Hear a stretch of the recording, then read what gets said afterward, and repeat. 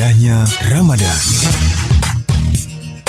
Sesaat lagi kita ikuti Indahnya Ramadan. Indahnya Ramadan. Assalamualaikum warahmatullahi wabarakatuh. 103,5 Radio Magelang FM di udara untuk semua usia. Selamat sore sahabat pendengar dimanapun Anda berada. Apa kabar Anda? Saya Gilang, hadir di ruang dengar Anda dan akan menemani waktu sore Anda menunggu waktu berbuka dalam program spesial Ramadan kami, Indahnya Ramadan. Program talk show jelang berbuka puasa bersama kantor Kementerian Agama Kota Magelang yang berisi tentang kajian-kajian Islami sehingga dapat menambah serta memperkaya khasanah ilmu pengetahuan kita. Indahnya Ramadan hari ini tanggal 4 Mei 2020 hari Senin yang merupakan hari ke-10 bulan Ramadan 1441, hari ke-11 maksud kami ya, bulan Ramadan 1441 Hijriah, dan akan mengambil sebuah tema moderasi Islam dalam muamalah, perdagangan, produksi dan juga jasa. Dan Anda juga dapat bertanya atau memberi tanggapan Anda langsung melalui WhatsApp atau SMS di nomor 0815 783 80866 atau melalui telepon di nomor 0293 366 899. Dan bagi Anda yang di luar Kota Magelang, Anda dapat mendengarkan siaran kami melalui streaming di website resmi kami di magelangfm.magelangkota.go.id. Sudah hadir di studio Radio Magelang FM narasumber kita sore ini dari kantor Kementerian Agama Kota Magelang. Yang pertama ada Bapak Insinyur Haji Teguh Priyo Utomo MM. Selamat sore, Pak. Sore, Assalamualaikum warahmatullahi wabarakatuh, Mas Gilang. Waalaikumsalam warahmatullahi wabarakatuh. Untuk yang kedua ada Bapak Haji Ahmad Syaiqo SPDI. Selamat sore, Pak. Ya, sore. Assalamualaikum warahmatullahi wabarakatuh. Berikutnya yang ketiga ada Ibu Taslihatul Daria. Selamat sore, Ibu. Selamat sore. Assalamualaikum warahmatullahi wabarakatuh. Waalaikumsalam warahmatullahi wabarakatuh. Dan dialog kita di sore hari di Indahnya Ramadan maksudnya akan mengangkat tema yang tadi sudah Gilang sampaikan, dan dialog ini akan dimoderatori oleh Bapak Teguh Priyo Utomo. Silakan, Pak. Assalamualaikum warahmatullahi wabarakatuh. Waalaikumsalam warahmatullahi wabarakatuh. Alhamdulillahirabbil alamin wa bihi nasta'inu ala umuri dunya waddin, wassalatu wassalamu ala asrofil mursalin wa ala alihi wa sahbihi ajma'in. Ya ayyuhalladzina amanu taqullaha haqqa tuqatih wa la tamutunna illa wa antum muslimun. Ala ayah. Pendengar sahabat Magelang FM rahimakumullah, alhamdulillah kita panjatkan puji syukur kehadirat Allah Subhanahu wa taala. Sore hari ini kita masih diberikan kesempatan lagi untuk berpuasa di bulan Ramadan 1441 Hijriah ini. Mudah-mudahan puasa kita, ibadah kita senantiasa diterima oleh Allah Subhanahu wa taala. Allahumma amin. Allahumma amin. Salawat dan salam semoga senantiasa juga terlimpah kepada junjungan kita Nabi Agung Muhammad sallallahu alaihi wasallam, kepada keluarga beliau, kepada sahabat-sahabat beliau, kepada umat beliau. Semoga kita sekalian semua pendengar Magelang FM semuanya termasuk umat Nabi Muhammad sallallahu alaihi wasallam yang istiqomah. Amin. Amin. Amin. Jamaah rahimahullah, pendengar yang dirahmati Allah taala, alhamdulillah pada kesempatan ini kami berkesempatan menyampaikan moderasi Islam dalam bab muamalah, yaitu kita batasi pada produksi, perdagangan dan jasa. Pendengar rahimahullah, kita sudah mengetahui bahwa makna moderasi adalah makna pertengahan atau wasatiyah Islam, yaitu sifat ajaran Islam yang berada senantiasa seimbang dalam kepentingannya, dalam tujuannya kehidupan manusia di dunia dan di akhirat, dalam pandangan-pandangan yang moderat, dalam pandangan yang wasatiyah, yang maknanya dalam konotasi yang dalam kesempatan sore ini kita batasi pada kesempatan pembahasan produksi, perdagangan, dan jasa. Jamaah rahimakumullah, bahwa muamalah dalam arti bahasa berarti adalah hubungan sosial. Maknanya bahwa manusia itu tidak sendirian, manusia hidup di tengah-tengah masyarakatnya yang otomatis tidak bisa dipisahkan dari kehidupan sosialnya atau masyarakatnya. Iya. Nah, dalam makna istilah yang kita bahas pada kesempatan sore hari ini adalah muamalah yang diturunkan Allah Ta'ala kepada kita, yaitu umat Islam dalam tuntunannya bermuamalah, berhubungan sosial dalam hal nanti berproduksi, berperdagangan dan jasa, dan muamalah yang tentunya masih cukup banyak karena waktunya cukup singkat ya. Maka kita akan batasi dalam beberapa pembahasan saja. Allah Ta'ala telah menjadikan manusia masing-masing saling membutuhkan satu sama lain, supaya mereka saling tolong-menolong, tukar-menukar keperluannya dalam segala urusan kepentingan hidup masing-masing dengan baik, dengan jalan jual-beli, sewa-menyewa, bercocok tanam, ataupun perusahaan-usaha yang lain, baik dalam urusan kepentingan sendiri maupun dalam kemaslahatan umum. Dengan cara demikian, kehidupan masyarakat menjadi teratur dan subur. Pertalian yang satu dengan yang lain menjadi kuat. Akan tetapi, bahwa sifat loba dan tamak tetap ada pada diri manusia, yaitu suka mementingkan diri sendiri, supaya hak masing-masing jangan sampai tersia-sia dan juga menjaga kemaslahatan umum, agar pertukaran dapat berjalan dengan lancar dan teratur. Oleh karena itu, Allah telah menurunkan aturan agama, yaitu berupa yang disebut dengan muamalah tadi. Perlu kita simak jamaah rahimakumullah nasihat Luqmanul Hakim kepada anaknya, wahai anakku, berusahalah untuk menghilangkan kemiskinan dengan usaha yang halal. Sesungguhnya orang yang berusaha dengan jalan yang halal itu tidaklah akan mendapatkan kemiskinan, kecuali apabila dia telah dihinggapi oleh 3 penyakit, yaitu yang pertama tipisnya kepercayaan agamanya, kemudian yang kedua adalah lemahnya akal, dan yang ketiga adalah hilangnya kesopanan. Inilah jamaah rahimakumullah yang perlu kita ingat, bahwa nasihat ini juga berlaku untuk kita sekalian, bahwa salah satu cara untuk menggapai kesejahteraan hidup adalah yaitu dengan cara bermuamalah dengan cara yang benar, yaitu dengan cara meningkatkan keimanan kepercayaan agama kita, kemudian menguatkan akal budidaya kita, dan juga tumbuhnya kesopanan dalam akhlak kita sehari-hari. Maka jelas Bapak sekalian, pada kesempatan sore hari ini kita akan bahas yang pertama, yaitu adalah aspek produksi. Apa yang dimaksud dengan aspek produksi? Yaitu dalam pandangan Islam yang disebut produksi adalah menghasilkan sesuatu apa yang telah Allah turunkan kepada kita berupa alam semesta ini, digunakan sebaik-baiknya dengan kemaslahatan untuk manusia itu sendiri. Allah telah banyak berfirman di dalam ayat Al-Quran dan juga hadis Rasulullah SAW telah memberikan banyak hal kepada kita tuntunan-tuntunan. Oleh karena itu, aturan-aturan dalam produksi di dalam Islam ini hendaklah yang pertama, bahwa kebutuhan baik itu berupa barang ataupun jasa, haruslah diprioritaskan demi tegaknya agama dan juga demi tegaknya akidah, terpeliharanya nyawa, terpeliharanya akal manusia, dan juga keturunan, kehormatan, dan juga adanya kesejahteraan.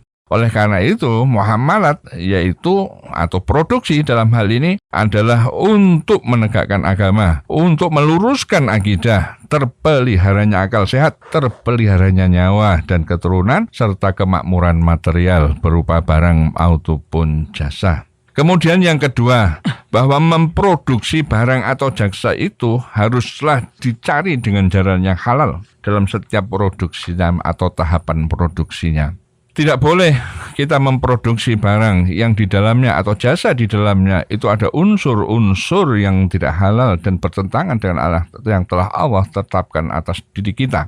Oleh karena itu, bersyukur kita bahwa kita sudah mempunyai sistem jaminan produk halal yang telah ditelurkan atau dihasilkan oleh DPR dan juga oleh pemerintah yang sekarang menjadi pegangan kita. Kemudian yang ketiga, jamaah rahimakumullah, bahwa produksi itu haruslah dapat mencegah. Tidak boleh memproduksi itu sampai merusak adanya kerusakan yang ada di bumi. Timbulnya polusi udara, polusi air, polusi lingkungan. Kemudian haruslah produksi itu senantiasa menjaga keseimbangan, memelihara keserasian alam dan ketersediaan sumber daya alam. Kemudian berikutnya, bahwa produksi itu harus tidak bisa dipisahkan daripada tujuan kemandirian umat itu sebagai dasar untuk mencapai tujuan kemakmuran atau kesejahteraan umat manusia di muka bumi. Itulah beberapa hal yang perlu saya sampaikan pada kesempatan ini dalam waktu yang sangat singkat. Ketentuan-ketentuan yang Allah telah berikan kepada kita sekalian berupa alam dan seisinya ini untuk kita sebagai modal, kita jadikan sebagai modal dasar berproduksi. Nah, untuk lebih lanjutnya nanti akan disampaikan oleh Kiai Haji Ustaz Ahmad Syaikhul menyampaikan bab perdagangan. Baik, dan sahabat pendengar, Anda juga dapat bertanya yang masih mendengarkan program spesial Ramadan kami, Indahnya Ramadan, bisa lewat line telepon ataupun line SMS ya. Di line teleponnya di 0293 366 899 dan juga di SMS atau WhatsApp di 0815 783 80866. Kita masuk ke bab berikutnya tentang perdagangan yang akan disampaikan oleh Bapak Ahmad Syaikhu. Silakan. Terima kasih Mas Gilang. Assalamualaikum warahmatullahi wabarakatuh. Waalaikumsalam warahmatullahi wabarakatuh. Bismillah, alhamdulillah wa kafa. Wassalatu wassalamu ala sayyidina al-Mustafa wa ala alihi wa ashabi ahli sidqi wal wafa wa ba'du. Sahabat pendengar Radio FM dimanapun Anda berada, yang saya hormati, saya muliakan. Saudara-saudaraku perjuangan Bapak Haji Teguh, Ibu Nyai Taslihah juga yang saya hormati. Tidak lupa Mas Galang yang setia untuk mendampingi kita dalam acara Indahnya Ramadan ya. Terkait dengan apa yang dibahas pada sore hari ini adalah ya kaitannya dengan moderasi Islam muamalah yang sudah disampaikan tadi, diawali oleh Bapak Haji Teguh terkait dengan muamalah. Yang muamalah sendiri secara singkat bahwa muamalah itu ada dua, ada istilahnya ada muamalah ammah, ada muamalah khassah. Jadi muamalah ammah itu garis besarnya adalah sebuah hubungan manusia dalam interaksi sosial sesuai syariat, karena kita menyadari manusia merupakan makhluk sosial yang tidak dapat hidup berdiri sendiri. Bukan begitu Pak Haji? Ya, jadi dari lahir sampai mati kita selalu membutuhkan orang lain. Itulah namanya muamalah secara amiyah ya. Adapun secara khosoh ya adalah arti kekhususan, yang dimaksud adalah aturan dari Allah dengan manusia lain dalam hal mengembangkan harta. Oleh karenanya bahwa pada kesempatan sore ini dibahas tentang produksi, berdagang, dan jasa. Ini ada keterkaitan dengan pengembangan harta. Terkait dengan masalah perdagangan, Allah Subhanahu wa Ta'ala sudah mengingatkan kita, utamanya melalui Al-Quran. Di dalam surah Al-Baqarah, Allah Subhanahu wa Ta'ala berfirman,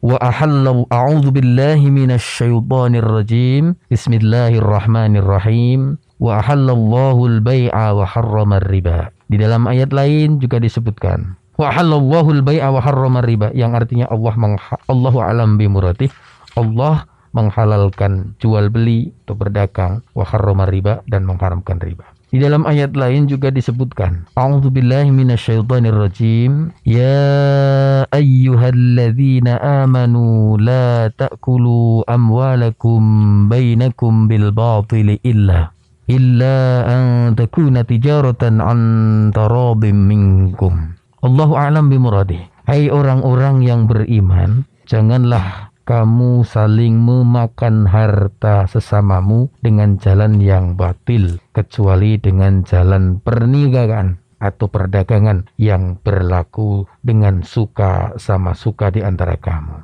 Diterangkan dalam surah An-Nisa ayat 29.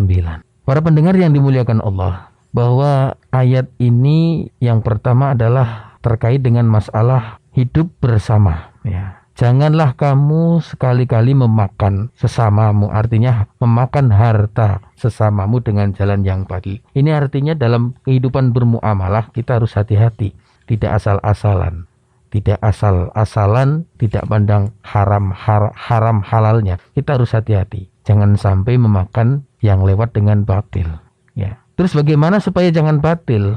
Maka illa an takuna tijarah antara minkum. Agar tidak dihukumi batil, maka ada istilah kemudian dengan jalan, kecuali dengan jalan perniagaan yang berlaku dengan suka sama suka. Dalam hal ini adalah kaitannya dengan perdagangan, karena perdagangan ini bisa mengembangkan harta kita.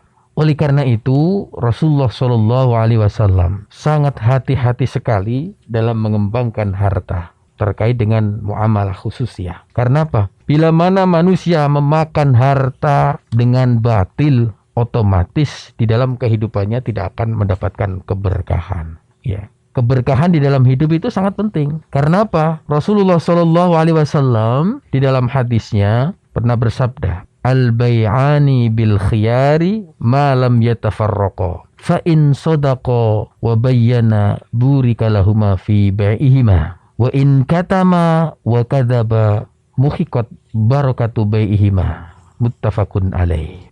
Penjual dan pembeli masih boleh memilih untuk meneruskan transaksi atau membatalkannya dengan catatan fa in sadaqa wa bayyana burika lahuma fi bai'ihima. Jika keduanya jujur dan menjelaskan apa adanya, maka keduanya diberkahi dalam jual belinya.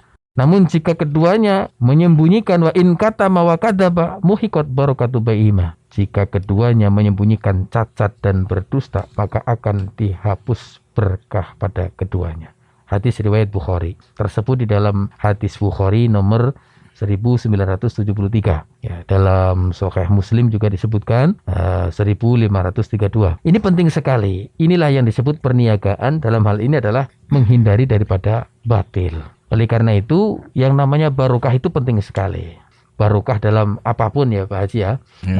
Punya bahwa al-barokah itu sering kita dengar al-barakatu hiya ziyadatul khair. Ziyadatul khairat ya. Jadi tambahan kenikmatan atau kenikmatan yang bisa kita terima tetapi bisa untuk menambah perbuatan-perbuatan baik. Jadi kalau makan dari hasil perniagaan yang sehat, yang tidak batil, yang saling antarodin minkum, maka insyaallah hasilnya akan menjadi harta yang mengembang. Nah, oleh karena itu, para pendengar yang dimuliakan Allah SWT, ada beberapa strategi dagang dalam pandangan hukum Islam.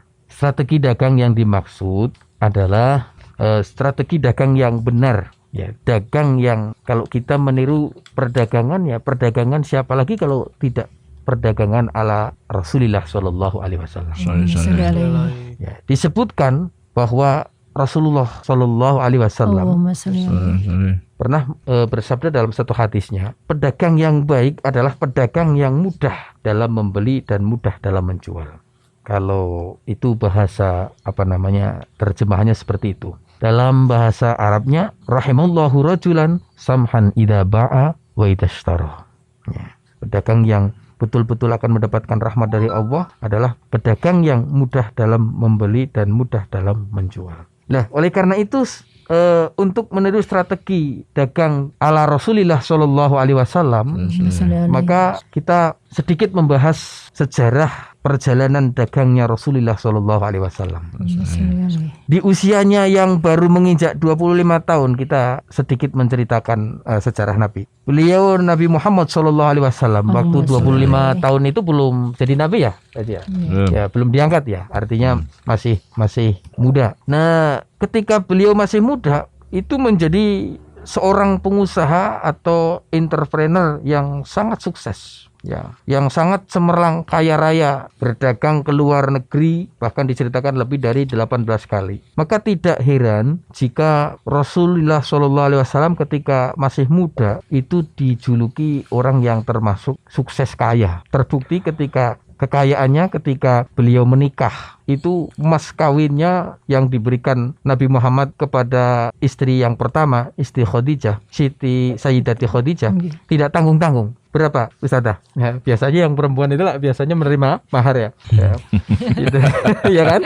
Ya, yang memberikan mahar Pak Haji Teguh, saya dan sebagainya. Ya. Itu Rasulullah SAW hebatnya memberikan mahar tidak tanggung-tanggung, 20 ekor unta dan 12,4 ons emas. Wah, begitu banyaknya. Sebuah mas kawin yang besar sekali pada saat itu.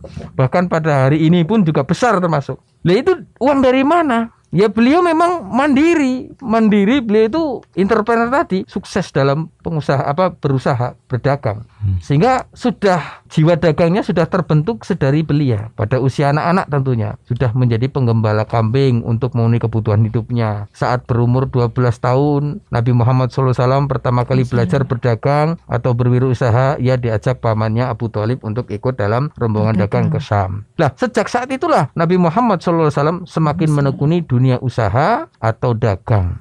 Nah, inilah yang disebut dengan ya perniagaan, walaupun mestinya konteksnya berdagang saat dahulu dengan sekarang sudah agak beda ya, Haji ya. Artinya situasinya. Kalau dulu ya dari segala aspek, sekarang kan apalagi di musim pandemi COVID-19 atau corona ini, berdagangnya tetap berjalan atau di lockdown atau istilahnya sementara. Lah ya nanti ada strategi lain ya. Dalam hal ini tentunya yang tidak nulayani apa ya istilahnya ya. Tidak menyimpang dari ajaran Nabi Muhammad SAW. Jadi kembali artinya apa? Tetap ya jual beli, walaupun ada istilah sekarang ini nanti ada kita bahas jual beli online dan sebagainya. Ada jual beli yang istilahnya jarak jauh dan sebagainya, yang orang itu harus di rumah kemudian tidak harus keluar karena saat pandemi COVID-19 kan memang ya serta-merta memang ada batasannya, terutama hal-hal tertentu saja yang memang dibolehkan. Artinya yang harus intinya tidak boleh kumpul-kumpul. Karena istilah berdagang itu memang harus rame-rame, artinya harus orang banyak karena membutuhkan satu dengan yang lain. Jadi kembali lagi kepada baginda Rasul Muhammad SAW, strategi beliau maksudnya. Nah, oleh karena itu Kanjeng Nabi Muhammad SAW sehingga dijuluki saudagar yang hebat ya. Nah, karena apa? Karena keahlian di dalam berniaga. Namun demikian Rasulullah SAW kehebatan berdagangnya tidak asal-asalan. Ada di dalam buku marketing Muhammad ya, ada catatan di sana. Ada beberapa orang yang menulisnya dengan bahasa yang mudah dipahami. Jadi agar menjadi entrepreneur atau saudagar atau pedagang yang sukses meniru Kanjeng Nabi, ternyata Rasulullah SAW mempunyai strategi khusus. Biar berhasil, tentunya ya agar ditiru oleh umatnya. Apa itu strategi khusus? Strategi khusus yang pertama, Kanjeng Rasul Muhammad SAW di dalam berdagang itu selalu tentunya pertama-tama melakukan segmentasi atau menetapkan target pasar, targeting dan istilah positioning ya. Artinya sebelum menjajakan suatu barang, Nabi Muhammad SAW memiliki pengetahuan yang mendalam tentang kebiasaan cara hidup, cara makan dan minum, serta kebutuhan yang diperlukan masyarakat setempat. Sebagai contoh lah, ya, misalnya produksi yang dibutuhkan oleh pedagang, misalnya yang produksi Pak Haji Teguh, ya. Saat ini adalah yang dibutuhkan masker ya Pak ya, ya masker ya. Nah maka ya yang dijual ya masker utamanya ya. Namun demikian ya ketika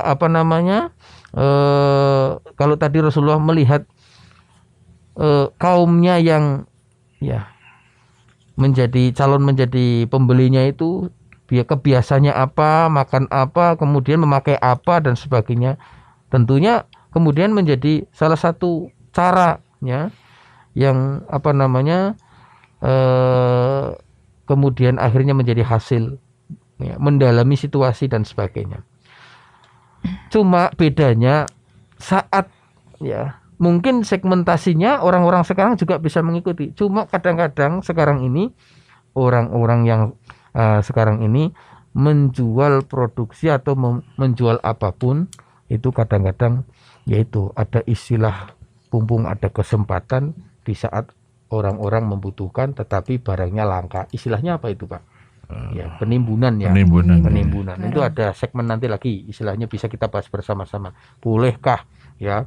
Kan karena mohon maaf di awal-awal ada pandemi corona di Indonesia, khususnya di kota kita, itu mencari masker saja sulit sekali, ya kan? Nah itu kemana? Padahal itu tadinya dijual belikan dan sebagainya. Jadi kembali kepada cara Rasulullah SAW. Kalau Rasulullah SAW yang pertama adalah tadi saya katakan segmentasi ya, menjajakan satu barang kepada orang-orang yang memang membutuhkannya. Kita pun juga demikian. Kalau mau berhasil ya bisa melihat ya pasar targetnya, tentang kebiasaan cara hidup ya, cara kesukaannya apa. Dalam hal makanan misalnya ya, orang-orang di masyarakat itu sukanya makan bakso ya kita jual bakso misalnya. Kita suka makan sate ya jual sate ya. Rasulullah seperti itu ya. Kemudian ketika ya sebagai bukti ketika datang ke kota A dan kota B itu beda-beda. Ketika kota A sukanya misalnya tadi ya, sukanya ini, maka dengan datang ke kota B juga lain lagi. Itu Nabi Muhammad SAW dalam hal berdagang. Para pendengar yang dimuliakan Allah Subhanahu wa taala. Yang kedua, Rasulullah sallallahu alaihi wasallam melakukan diferensiasi ya, atau bauran pemasaran dan memiliki prinsip dalam menjual adalah istilahnya Rasulullah selalu mengutamakan ya, silaturahimnya, bukan terlalu saklek ya, bukan seperti orang-orang kapitalis ya, orang-orang yang kalau tidak uang ya istilahnya kalau tidak sekian ya enggak. Ya. Rasulullah Shallallahu Alaihi Wasallam selalu mengutamakan cara berpikir yang out of the box ya istilahnya, bahwa yang penting persaudaraan, tetapi juga tidak kemudian mengutamakan hasilnya. Jadi tidak seperti orang sekarang ya. Jadi orang sekarang kadang-kadang jauh, kadang-kadang berdagang sesama saudara pun akan menjadi pisah ya, apalagi dengan orang lain. Jadi hubungan silaturahim ya Rasulullah selalu menjaganya ya, dengan pelanggannya tentu utamanya ya, melakukan, sehingga dengan pelanggannya ya, karena beliau selalu memperkuat silaturahim ya, sehingga selalu melakukan ekspansi usaha ke wilayah lain ya, bukan hanya satu wilayah saja. Kalau tadi di atas disebutkan sampai berapa kali negara itu, 17 negara lebih ya waktu itu ya.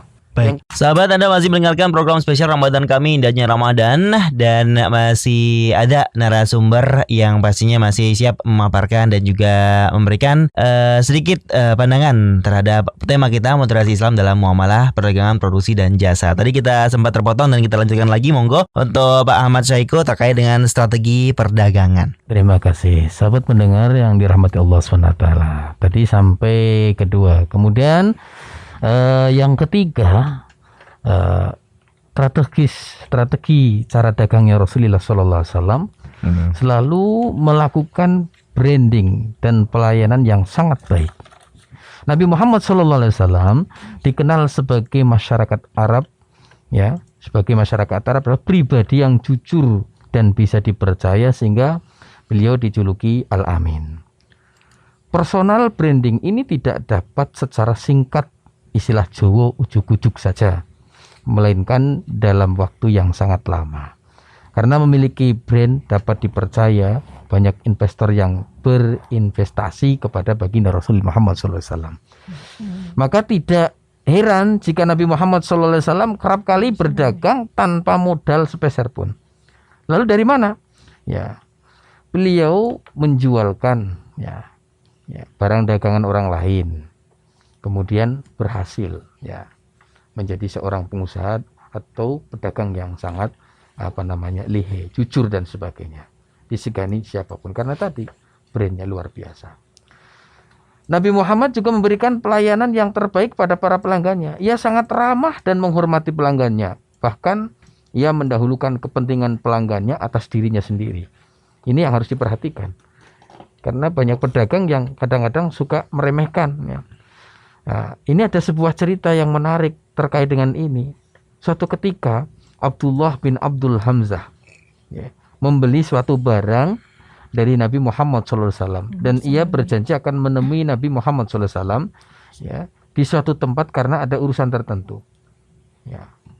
Naasnya pada waktu itu Abdullah lupa kalau punya janji dengan Nabi Muhammad SAW ya. 3 hari setelahnya dia baru ingat, kemudian menemui baginda Rasul Muhammad SAW.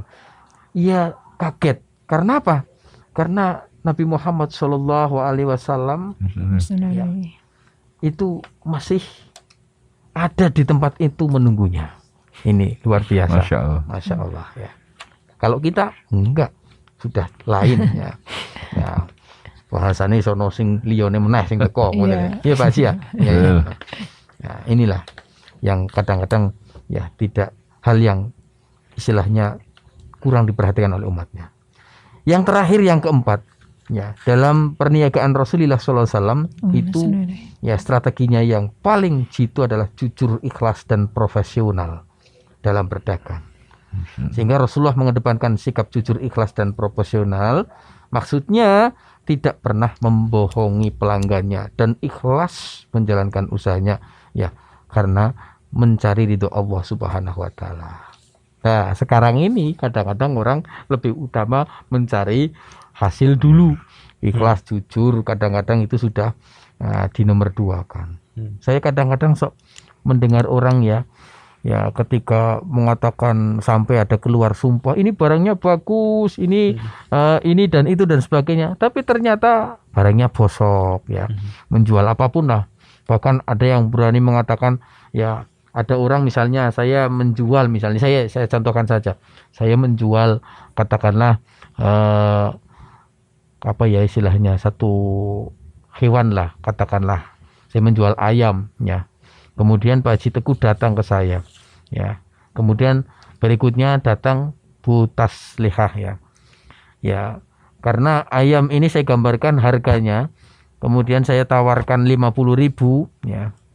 Nah, Pak Haji Teguh itu menawar, gimana kalau kurang dari 50.000? Saya mengatakan, barusan ada yang sudah nawar lebih sedikit saja, saya nggak kasih padahal belum ada yang nawar. Nah, ini kejujurannya yang Masya Allah. Ya. Kemudian yang kedua, banyak sekali juga jual beli sepeda motor, jual beli mobil misalnya. Ini barangnya bagus, ini barangnya hebat dan sebagainya.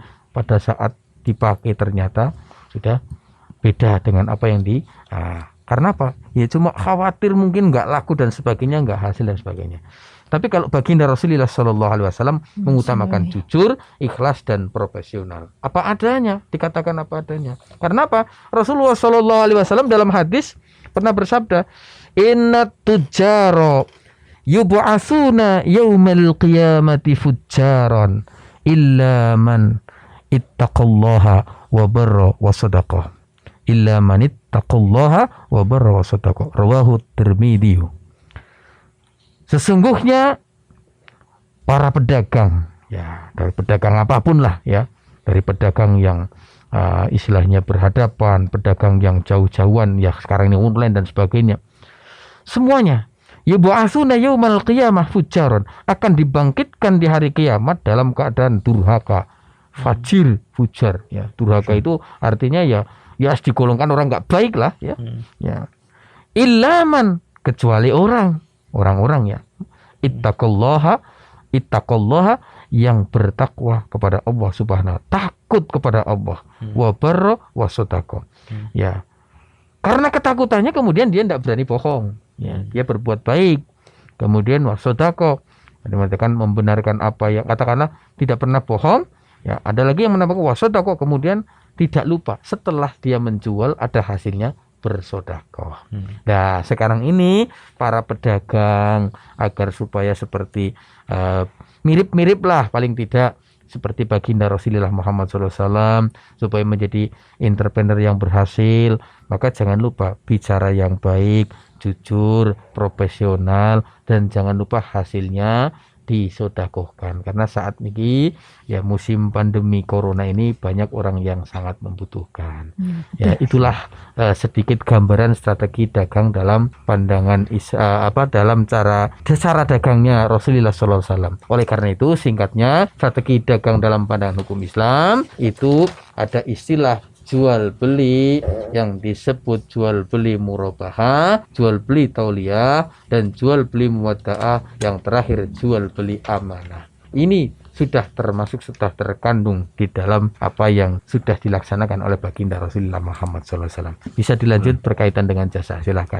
Punya. Assalamualaikum warahmatullahi wabarakatuh. Waalaikumsalam warahmatullahi wabarakatuh. Alhamdulillahirabbil alamin wa bihi nasta'inu ala umuri dunya waddin. Wassalatu wassalamu ala asrofil anbiya wal mursalin sayyidina wa maulana Muhammadin wa ala alihi wa sahbihi ajmain. Sahabat pendengar Radio FM, dalam acara indahnya Ramadan sore ini yang dimuliakan oleh Allah, dalam kesempatan ini saya akan menyampaikan tentang jasa. Jasa adalah suatu kegiatan yang dapat diidentifikasikan, tidak memiliki sifat, tidak teraba, tidak dapat dilihat, dirasakan, dicium atau didengar sebelum dibeli, yaitu suatu aktivitas ekonomi yang melibatkan sejumlah interaksi dengan konsumen atau barang. Konsumen tidak dapat menilai hasil dari jasa sebelum menikmati sendiri. Jadi untuk mengurangi ketidakpastian tersebut biasanya konsumen cenderung untuk memperhatikan dari bukti kualitas jasa seperti tempatnya, orangnya, peralatan, simbol-simbol, dan harga yang diberikan. Jasa itu bersifat beragam atau bervariasi antara yang satu dengan yang lain, akan tetapi tidak menyebabkan perpindahan kepemilikan. Jasa merupakan produk yang terdiri atas barang yang tidak tampak oleh mata, tetapi dapat dirasakan kehadirannya atau bisa disebut dengan harta manfaat. Jadi menyewa jasa itu sama dengan membeli manfaat. Untuk itu dalam sewa jasa ada istilah khiyar, seperti yang telah disampaikan oleh Bapak Kiai Saihu,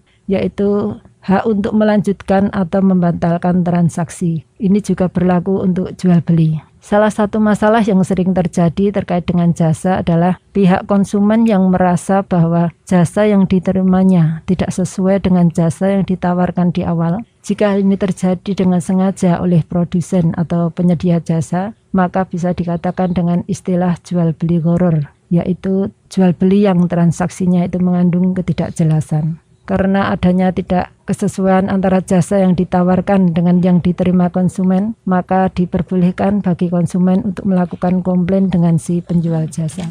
Aktivitas jual beli merupakan sebuah akad muawadah, yaitu akad pertukaran barang. Demikian juga dengan akad ijaroh. Ia hakikatnya juga merupakan akad pertukaran barang. Objek barang yang dipertukarkan dalam akad ijaroh dan akad jual beli adalah sama-sama berupa harta. Keduanya meski demikian memiliki penekanan berbeda. Jika dalam jual beli yang dipertukarkan adalah harta yang sifatnya al-ain, yaitu maujud, kelihatan.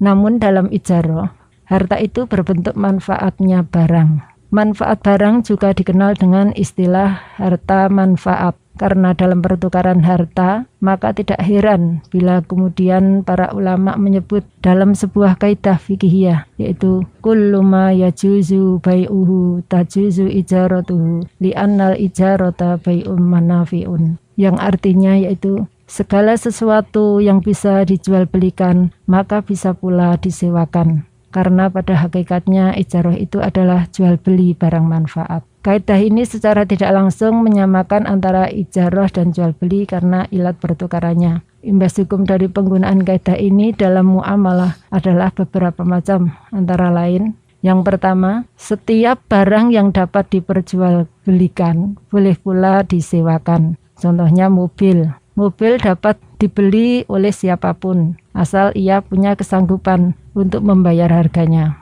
Karena mobil adalah merupakan barang yang memiliki manfaat, maka manfaat dari mobil ini bisa juga disewakan. Yang kedua yaitu setiap barang yang sudah dibeli itu dapat dikuasai. Kaidah ini juga berlaku pula bagi barang yang disewakan. Manfaat dari barang dapat dikuasai oleh penyewa meski tanpa disertai perpindahan kepemilikan wujud barang. Di dalam jual beli, barang yang sudah dibeli harus dapat dimiliki atau dikuasai meski sifat penguasaannya ini tidak sempurna. Contohnya membeli pulsa listrik, maka wujud pulsa ini harus bisa dikuasai oleh pembelinya. Namun karena pulsa adalah merupakan barang yang tidak berwujud, namun bisa dirasakan manfaatnya, kadang para ulama memasukkan kategori jual beli pulsa ini ke dalam akad ijaroh. Padahal sejatinya sama saja apakah ia dimasukkan sebagai akad ijaroh atau jual beli karena objek yang dibeli adalah manfaat dari pulsa tersebut.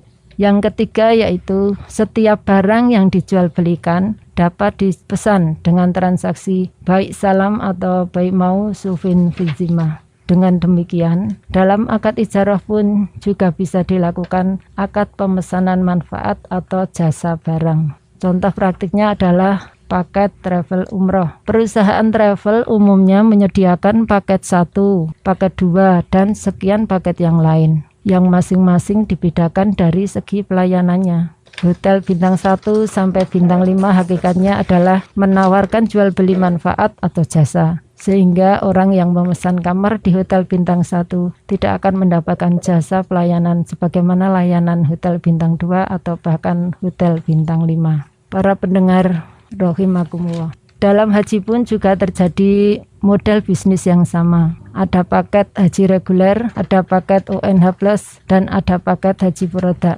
Masing-masing dari sekian paket itu dibedakan menurut sisi jasanya. Jadi ada kemustahilan dapat menyawai paket haji reguler namun menolak disebut sebagai membeli jasa paket haji reguler. Sekali lagi karena adanya kaidah bahwa membeli jasa itu adalah sama dengan menyewa jasa. Yang keempat yaitu barang yang dapat dijual belikan secara kredit itu boleh pula diijarahkan secara kredit. Contohnya sepeda motor. Sepeda motor yang dapat dijual dengan harga terpisah, yaitu dengan harga 17 juta seumpama ya. Bila diberi secara kredit dengan masa angsuran 5 tahun dengan kewajiban per bulan sebesar Rp500.000, maka itu artinya harga kredit sepeda tersebut adalah sebesar 30 juta. Itu diperbolehkan ya Pak Yaya. Hal yang sama juga dapat berlaku pada sepeda yang disewakan atau diijarahkan. Suatu misal, jika harga ijarah dibayar cash di depan dengan jangka waktu pinjaman selama 3 bulan selama 1 juta, maka boleh juga ditawarkan dengan harga kredit sebesar 1,5 juta dibayar dengan cicilan selama seminggu sekali, misalnya Rp125.000 per minggu. Sudah pasti akad ini harus disepakati dulu dalam majelis khiyar terlebih dahulu. Yang kelima yaitu barang yang dapat dijual belikan dan dapat dihibahkan atau digadekan. Hal ini berlaku juga pada akad ijarah. Setiap barang yang bisa disewakan dapat pula dihibahkan atau digadekan. Contohnya setiap sepeda motor yang bisa dibeli, maka bisa pula sepeda motor tersebut dihibahkan. Setiap sepeda motor yang manfaatnya bisa disewa, maka bisa pula manfaat sewaan sepeda motor tersebut dihibahkan. Seumpama ada panitia pengajian gitu ya, membutuhkan mobil untuk wirawiri gitu. Kalau donatur itu menyewakan mobil, itu bisa dihibahkan oleh panitia gitu ya, buat wirawiri gitu. Dan ada lagi jumlah kasus yang dikecualikan yaitu barang yang dapat disewa tapi tidak dapat dibeli, seperti itu harta wakaf ya. Ya, seperti harta wakaf. Betul. Tetapi harta wakaf itu bisa ya dibeli, tetapi harus tukar guling tanah wakaf dulu gitu ya Pak Yaya. Itu tadi tanah wakaf itu bisa dibeli, istilahnya bisa dipindahkan tempatnya yang lebih bisa manfaat gitu, tapi harus tukar guling tanah wakaf dulu gitu ya, supaya tanah wakaf bisa produktif dan kemaslahatanya Istilahnya barter ya. Iya, istilahnya bisa produktif dan kemaslahatan harta wakaf supaya tetap terjaga dan dapat diganti dengan kebutuhan wakaf gitu ya. Biar tidak bulghoh. Ya, biar tidak menghasilkan manfaat lebih besar ya bagi masyarakat. Ya, itu diperbolehkan ya Pak Yaya. Ya. Jadi kan ada yang bilang kayaknya yaitu pernah tanah wakaf tidak boleh dijual atau Ya ini konteksnya kan beda ya Bu ya. Jadi konteksnya itu, kalau yang tidak boleh itu kan dijual kemudian tidak diganti orang wakaf. Makanya itu tadi ini kalau ditukar guling tapi ada lebih banyak manfaatnya itu kan diperbolehkan ya. Asal yang jelas wakaf itu jangan sampai mulghoh. Mulghoh itu nganggur begitu. Nganggur Baik, kita sudah masuk waktu berbuka puasa. Mungkin ada closing statement ya untuk menutup perjumpaan kita di indahnya Ramadan sore hari ini. Monggo, siapa Pak Priyo, Pak? Baik, Assalamualaikum warahmatullahi wabarakatuh. Waalaikumsalam warahmatullahi wabarakatuh. Sebagai penutup dari pertemuan kali ini, jamaah sekalian, kita bisa mengambil suatu kesimpulan bahwa di dalam moderasi bab muamalah ini Islam telah mengatur demikian rupa, demikian rinci agar maksud daripada muamalah yang telah diturunkan Allah kepada kita sekalian itu yang pertama bisa menjamin kerukunan antara manusia, saling terjadi tolong menolong, kemudian saling membantu dan saling mencukupi kebutuhan hidupnya, sehingga yang pertama bisa tegak adanya suatu akidah kita. Kemudian juga kebutuhan-kebutuhan sehingga fungsi manusia, tugas manusia ibadah kepada Allah Ta'ala senantiasa bisa tercukupi dengan baik. Demikian. Satu lagi Pak, mungkin sebagai tambahan yang jelas harapan kita itu Rabbana atina fid dunya hasanah wa fil akhirati hasanah. Jadi harapan kita sukses di dunia, sukses di akhirat. Maka itu kita harus hati-hati dalam segala hal di dalam kehidupan bermuamalah ini. Terima kasih. Baik, sahabat, demikian kita dengarkan bersama Indahnya Ramadan dengan tema moderasi Islam dalam muamalah perdagangan, produksi dan jasa. Simak terus Indahnya Ramadan setiap Senin sampai Sabtu selama bulan Ramadan mulai jam 4:30 sore. Terima kasih kepada semua narasumber yang sudah hadir. Terima kasih bagi Anda yang menyimak atau bergabung bersama kami. Saya Gilang pamit undur diri dari ruang dengar Anda. Selamat sore dan selamat berbuka puasa. Wassalamualaikum warahmatullahi wabarakatuh. Wassalamualaikum warahmatullahi wabarakatuh.